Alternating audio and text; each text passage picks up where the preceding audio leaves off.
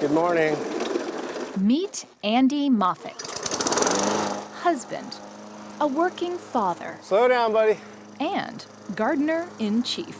So the other day I was out there, cutting the hedges and cleaning, and some guy came by and he said, hey, does the governor live here? And I said, yeah. And he said, well, if you see her, tell her she's doing a great job.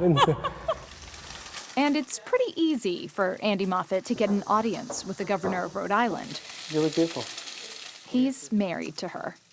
Today I'm kicking off my campaign. Gina Raimondo is the first female governor of the state, which makes her husband the first, what? I do remember being at an event where I was a group of seniors. The man who was introducing me sort of paused. He said, this is Andy, he's the, what's your title again? And he looked back at me and I explained first gentleman, and all the older men and older women there all laughed and kind of giggled. How are you, Mayor? Good to see you. Nice to see you too, good. Andy Moffat is Rhode Island's first gentleman. And while that title may not exactly roll off the tongue, you might want to get used to it. Hello, I'm Mike Haley, first gentleman of South Carolina. From Michael Haley in South Carolina to Dan Little of Oregon, there are now 6, count 'em, 6 first gentlemen in the United States. And while we don't know if the title of the cookbook by Wade Christensen, the first gentleman of Oklahoma, sums up his take on the job, Dan Mulhern, former first gentleman of Michigan, says the role reversal can be humbling. His wife, Jennifer Granholm, served 2 terms as governor. Did it change your marriage? Oh, sure, yeah. How? For a man to see your wife in the position of power and prominence all the time, you have to think about how to manage yourself and how to manage your ego and how to play roles that are unusual roles.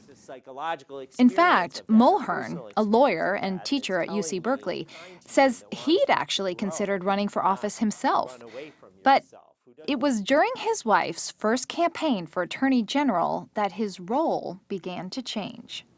She gave a big speech at the convention, 3,000 people packed in, and she was amazing. And I was holding my son, and this horrific smell starts wafting up to me from his backside. And so I was on the floor in a bathroom stall with my son on a plastic diaper pad, changing him, and I was just fussing like crazy with myself. I can't believe I'm here. Why am I here? I can't believe I'm doing this now. During his wife's first term, Mulhern sought advice from who else? A former First Lady, Paula Blanchard of Michigan. I said to her, how did you decide what role you would play? And she said, your primary role is emotional. And what did that mean?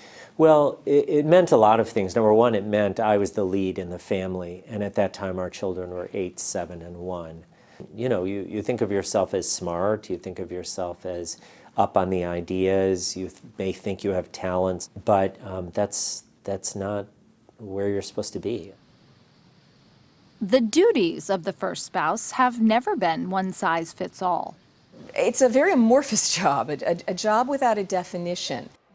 Lisa Kathleen Grady is a curator of the First Ladies exhibit at the Smithsonian in Washington, D.C. It all depends on what we expect of women and what we expect of first ladies at that time. Dolly Madison established the White House as a backdrop for social diplomacy. She also, you may recall, really knew how to pack up and move in a hurry. Dolly Madison, when the White House was burned by the British in 1814, managed to say that. A century and a half later, Jacqueline Kennedy reigned domestic, famously restoring her new home. Columbia Island is a gift of nature. Lady Bird Johnson was the first to enter the job with an announced slate of programs, including highway beautification.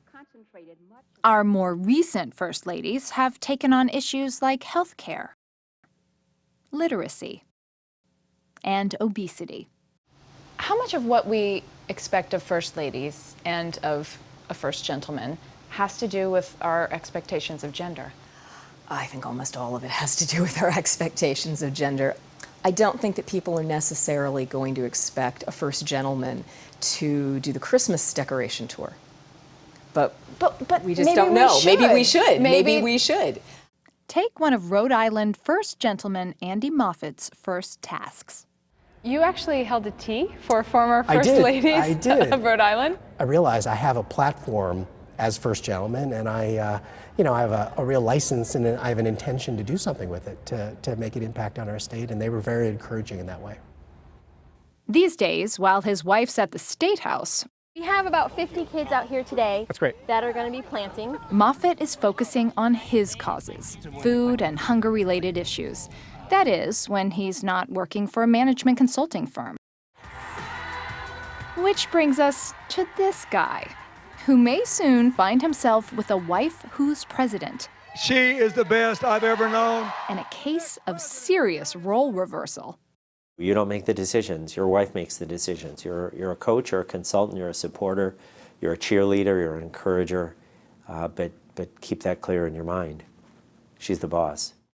Still, to hear Dan Mulhern tell it, there's nothing second-rate about being First Gentleman.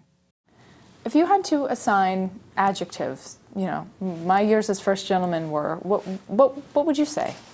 Extraordinary, magical, really confusing, disempowering, humbling, uplifting, very sweet, lots of pride at my wife, extraordinary feelings of pride for my wife.